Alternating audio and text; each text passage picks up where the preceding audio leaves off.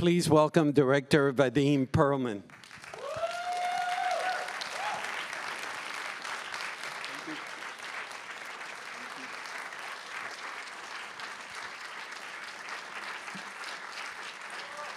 Thank you. It's on. Thanks. Well, welcome, Vadim. Welcome back after 22 years. Yes. I'm so glad to see you.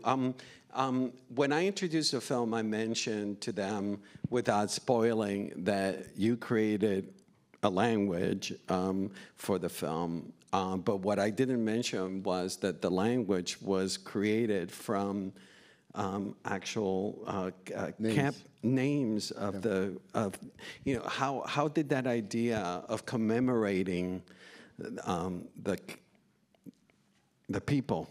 Well, I think it was probably the most important part of the script for me, because if that didn't exist, it would be just a survival story of one very clever guy. You just saw the final scene, and he starts weeping in that scene. And the reason he does is because he realizes what covering his own butt, what that did is it memorialized all those people and it made a monument to them. And these are the people that were perished twice in the fire, once in the fireplace and the other time in the camps. And nobody would know of them. And another thing that I want to mention is that every name that I used in the film, in the books, in the logs, in the spoken, in the language itself, is actual Holocaust victims. I got it from the Yad Vashem archives. The actual. But when the original story the script was based on, the original script, the language there was no reference to a brand new language, and also the fact that the language was based on victims. No, well, the original story was 14 pages long, and it was written in 1952 in East Germany at the time by a really clever man who's still alive and is in the film business. His name is Wolfgang Kohlhause. And it was a story called Invention of a Language, and it was about a Jewish prisoner in a camp, and he was teaching a Kapo, Farsi. And there really was only 2 words that were mentioned in the story, and there was no mention of connection between the names, and the using as a mnemonic.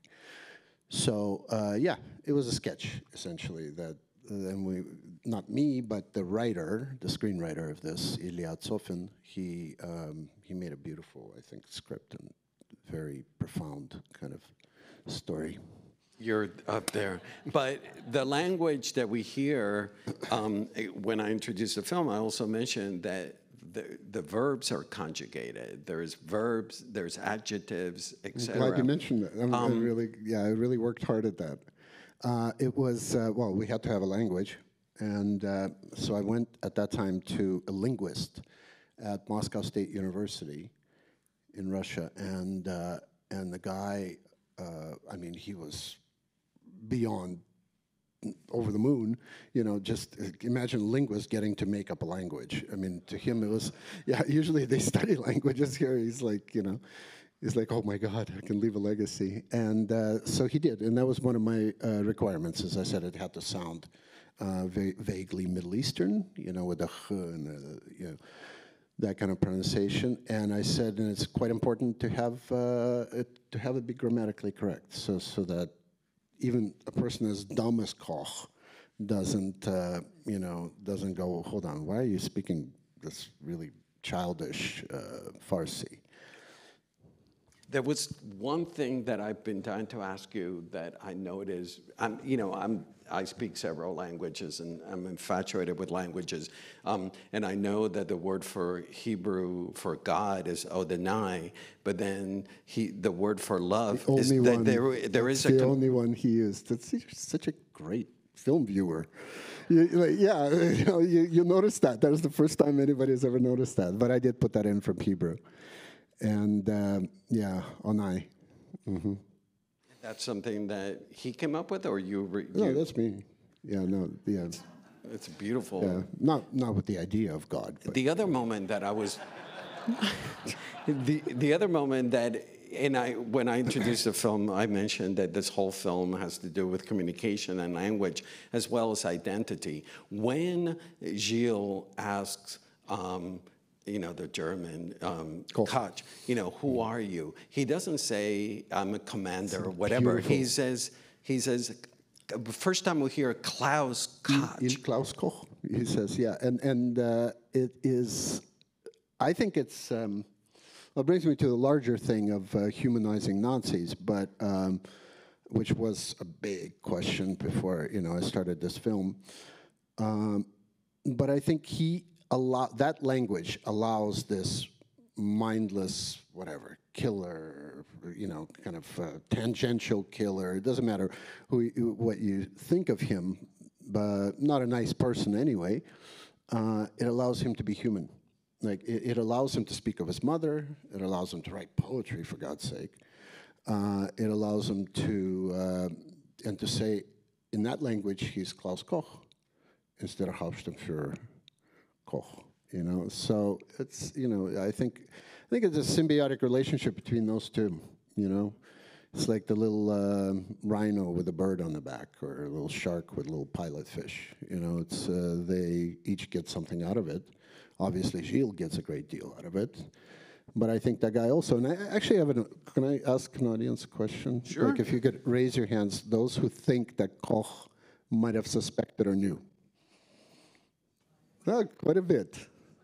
Might have suspected or knew he was being sold, fake language.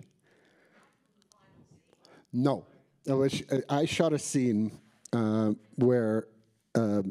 It was a really great dramatic scene where they come in from when he pulled them out of the column of people in the woods, and he brought them, that conversation about who's a murderer or not a murderer, and then he brings them to his office, throws them physically down into his chair, into Koch's chair at the main desk, and says, "Okay, now you have to document all the people that were in the column with you, to do your job."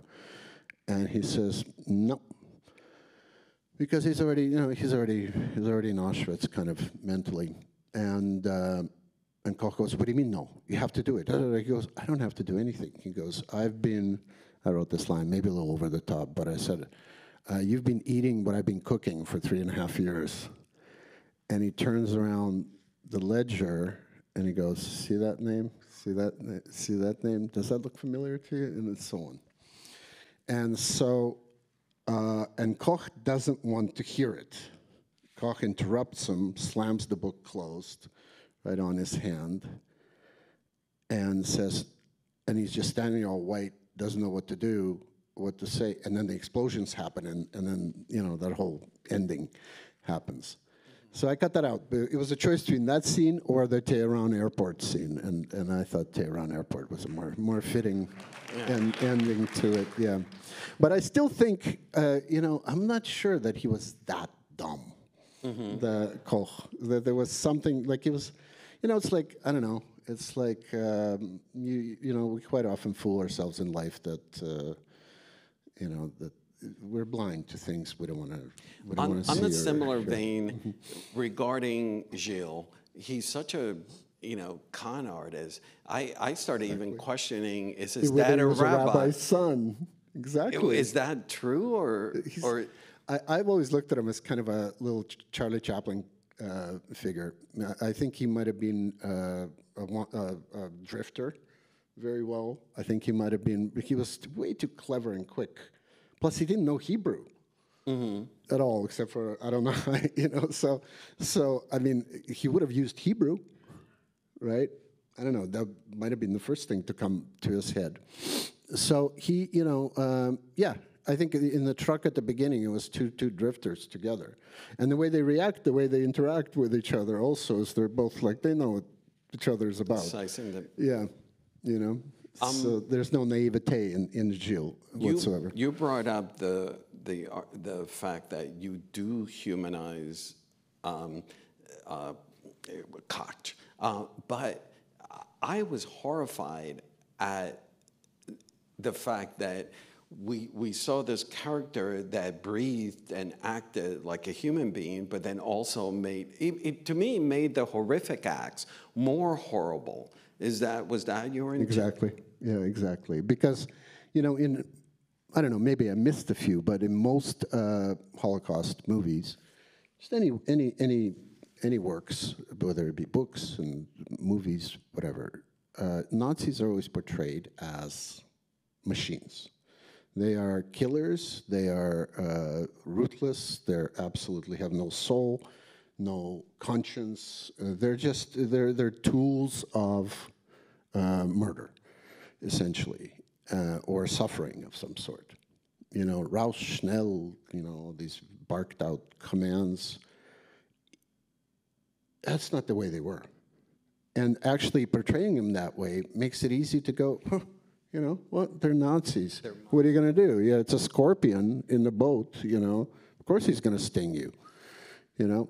And so, yeah, but showing them as humans, very astute again, showing as humans, you know, you look at yourself, you know. And in a way, I made this, most other Holocaust films are made with the, you know, the big moral and the big obvious and all of it valid, of course, is let's not let that happen again, and let's not we could all be the next Jews, you know, kind of thing. Even the Jews themselves can be the next Jews. I was saying, let's not Nazis happen again. Let's not let that happen again, because that's in all of us. We see that in Russia right now. You know, it's you know, it's very easy for us to become parts of the Stanford experiment, you know, on a larger scale. And, you know, so when you show humans doing these heinous, horrible acts, you go, whoa, could that be me? You know, or could that be the guy next door? And so that was my very, very tenuous way of trying to do a different kind of movie, you know, where and running a danger of going, what the hell is he doing? Why is he making Nazis like love and, you know, cry and write poetry and all that? But I think it's better that way.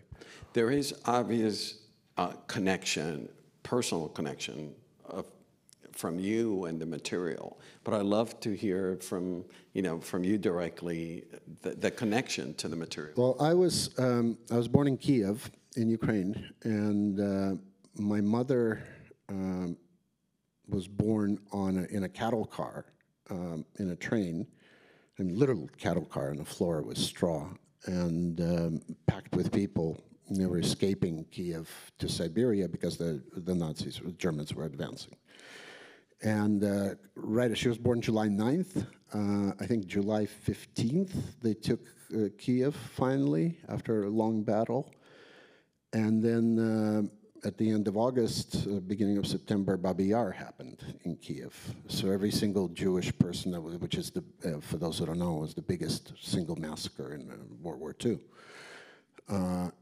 where it's debatable how many, 100,000 people plus were gunned down in my city. And those were all the ones who weren't lucky to get on that train. And so neither my mother nor I nor my children, nobody would be around if that train didn't exist. So yeah, that's very close to it. And actually, you know, my grandmother's best friend died in Babi Yar and so on. Yeah. And this is something that you, for many years, wanted to do a film about the Holocaust? Yeah, I'm not done yet. I'll do some more. I want to do a Babi Yar film, actually.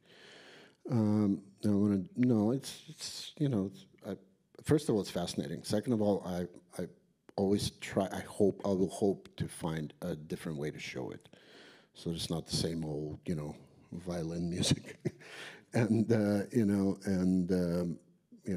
the poor, you know. Yeah. Tell us about the casting in particular, and I'm going to butcher his first name, Nahuel. Yeah, he's Argentinian. This is outside what we expect from him. This is a serious role. He hasn't done something like this. He speaks Spanish and multiple language, but he didn't speak German. Not a word of German. The guy spoke the whole movie in German. He doesn't know a word of German.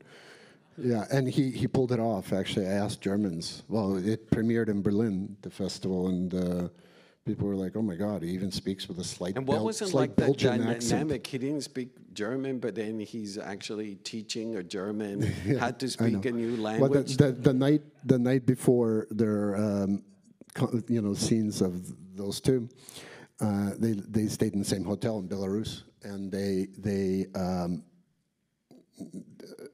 Lars, this is how it would work. During the day, I would check next day's shoot while I'm shooting, check next day's, because the script was written in Russian. I translated it to English, and then every day it would be emailed to Berlin to a person I don't know, and I bless them because they're an amazing translator.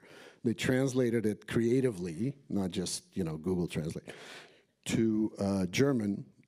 That came at the end of the shoot usually, and those guys took it to their hotel, and Lars would generously, Lars who played Koch, would generously teach phonetically how to say every word to Noel. And then in the shooting day, in front of the camera, Noel was teaching him a language. So it's kind of this incredible irony of it all. But, I mean, this film is about language and about communication. Do you think that this process added to... Yeah, and also for me, because, I don't know a word of German, and I had to direct this thing. I had to, I picked it up, after a couple of weeks. I know what they're saying. I don't know when they're saying the words that they're saying them. And they're speaking fast, it'd be like, it was very hard. It's like the blind director, Now what's happening? Okay, now what's happening? This is something that I remember about when I met you 22 years ago, is that you do not like to rehearse. No. Was there... Not a single rehearsal, no. And I actually don't like to direct actors, too. That's one of my things. I don't, on the set, I don't even talk to So them. even with this complicated process, No, I can't. Well, not knowing German didn't, I was like, what am I going to say? When you say, say it like that? No, I'm not, so, no, it's softer, I don't know, plus I'm really, this is something that I'm used to now, but it seems kind of weird that when people say, how do you get these performances that are, this, I don't. 95% of what I do with actors is casting. And I'm absolutely crazy about it. I sit there and I torment myself. Is it this person? Is it that person? I look at all their work and so on. I'll get them on Skype or Zoom or whatever and talk to them.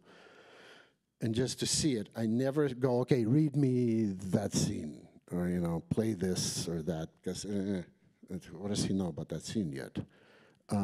So what I do is then, Ben Kingsley taught me that actually in the first film. Yeah, he did. He said, if I had a goddamn dime for every, he used a bad word, director that tells me, that was great after the take. Now, can we do it, or can you give me, those words, a great actor, when he's told that, or actress, when they're told that, it's like,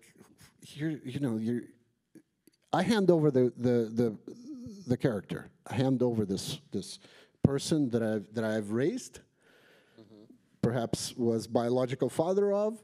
I hand it over and I say, it's yours. Make him your own, and not make him the way I want to make him. So, and that's why I spend really careful time choosing people that I can trust with it. And as soon as I trust them, go. And if it doesn't fit the way I saw that scene when I was driving to the set, I go, that's the way it should be, the way he perceived it, the way he put it through himself. That's it. What do I know? What do I know what Koch would say at that time? That's why this, the directors with the ego to say, a conductor never takes the violin away from, and goes, no, you play it like this, right? Because that person trained their whole life to play the violin. Right. And they play it with soul, and each one differently. They just make sure that it all works together. That's kind of what I do. Mm-hmm. So that's the acting thing. Tell us about the transition camp, your production design, was it based on research, and where did you guys build the sets, and what the location? Yeah, we shot the film in Bobruisk, Belarus, which used to be a big Jewish town, like one of those like Litsk and Lutsk, and there's a whole bunch of these with its own synagogue and and wonderful community and so on, which was all wiped out completely. Matter of fact, the last Jews of Bobruisk were all in that truck at the beginning. All the other extras, the columns of people were actually Belarus people, but the Jews were in that truck, including Grandma, including the guy with the violin and so on. The poor Grandma jumping off that truck 11 takes on a row. And I couldn't say to the Nazis, why don't you help her down? And then falling down into the ravine on her back like this. She just kept falling. This woman was iron. Anyways, yeah, she's the one with the purse that he took the candy out of. So Belarus, we shot in Belarus because it was cheap. Because we could make this, I'm not even going to tell it's a secret anymore. This thing was made for less than $4 million, which you see here. With a period movie, war movie, made with thousands of extras for less than $4 million. That's Belarus. It helped. Also helped not having famous actors. That's, they usually eat up the budget in one way or another. So I scouted. I had the idea of not making it, the typical, because there was a camp in northeast France. It was called Stutthof, like a double name, Stutthof something. And it was a transit camp, and it was exactly through there that France went through, Italy went through, Serbia went through to Poland, to the camps. And it was a transit camp. And it was not like this, like you saw. It was, the typical camp that you see, which is just a bunch of log cabins, barracks strung together with like dirt in between them and a wire fence, which was the reality of it. But there were some camps, and I had this romantic idea and visual idea of making it like in an old castle, or making it like in an old, some kind of, where they keep horses. Old town, like take a block of Old Town and just do that and put it, whatever. So we're lucky to find this building, which ended up being a horrific building. It was later found out, it was a Gestapo headquarters during the war. It was a KGB prison where they executed people.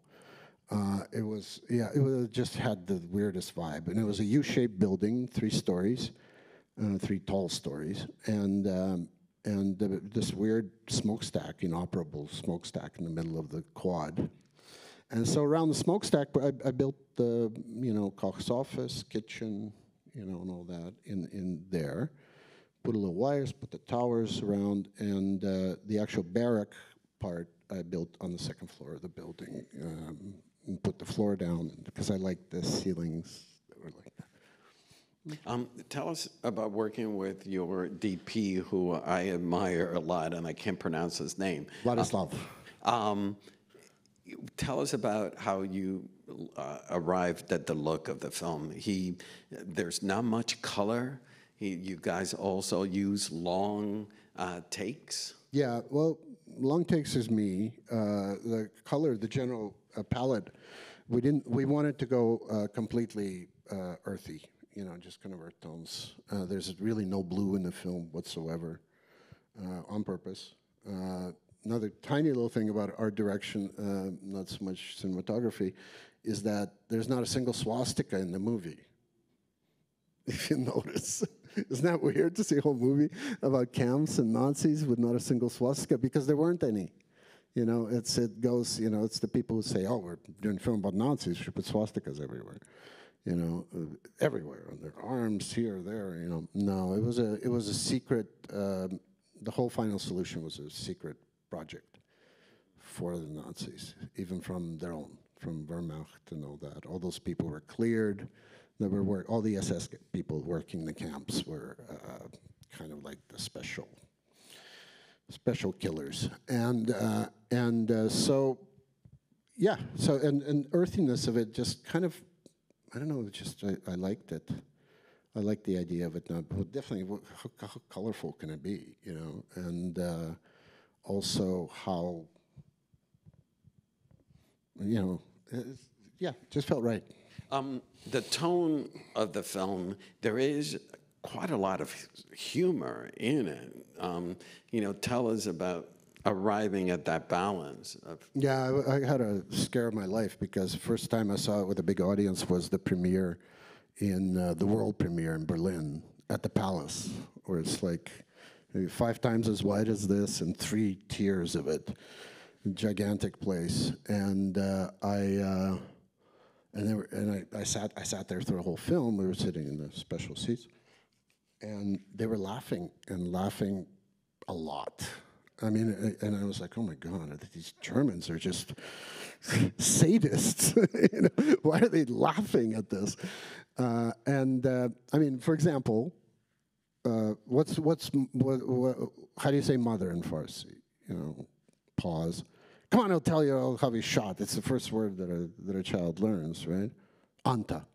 Giant roar of laughter in the audience after that word anta. I'm like, I don't know, maybe it's a word like, I don't know, a swear word in German, I don't know. You know, big laughter. And it went on like that. I mean, they laughed at all the parts they should have laughed at, you know, that I thought, but they didn't. So I'm standing there worried. I'm standing next to the head of the festival, and I go, what the hell are they laughing at? He goes, it's nervous. They're nervous because, you know, you're portraying them. You're portraying them. They're nervous. You know, I go, wow, okay. That's another thing with the Germans. They could not go Sieg Heil. Any of these actors, and they're actors. You know, they'd play a pedophile if I told them to, but they cannot go Sieg Heil to their life.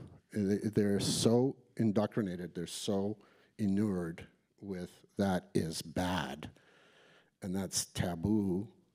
In shot, I go, come on, to the girl, you're leaving the go Sieg Heil. I can't do it, I'm sorry. You know. It's good, I think, but yeah. I go, no, like this. That's where I did direct the actors. Vadim, there is such a strong timeliness regarding the themes of this movie. In particular, you know, we have the war in Ukraine and also this rise of anti-Semitism all over the world. Was that something that when you started working on the project that you imagined the timeliness of it? No, you could never catch up to the timeliness because the film comes out usually 2 years after the events. It's weird. It's like my second film. My second film was centered around school shooting, and I think there was Columbine at that point, and that's it. And so I have, you know, when I'm shooting the final scene of the shooting in the school, suddenly Montreal, there was like, and the same kind of concept where the killer asked 2 students, which one of you should I kill for their decision. It was bizarre. It's exactly what we were shooting. So it just happens. But I think, you know, as far as this theme, it's always time. It's not, you know, it's never not time to talk about it. Yeah, it's quite important. Well, thank you so much for being here. But before I let you go, please, everybody, if you like the film, it's playing here at the Riviera. Spread the word and tell them to come check out this phenomenal film. And thank you, Vadim.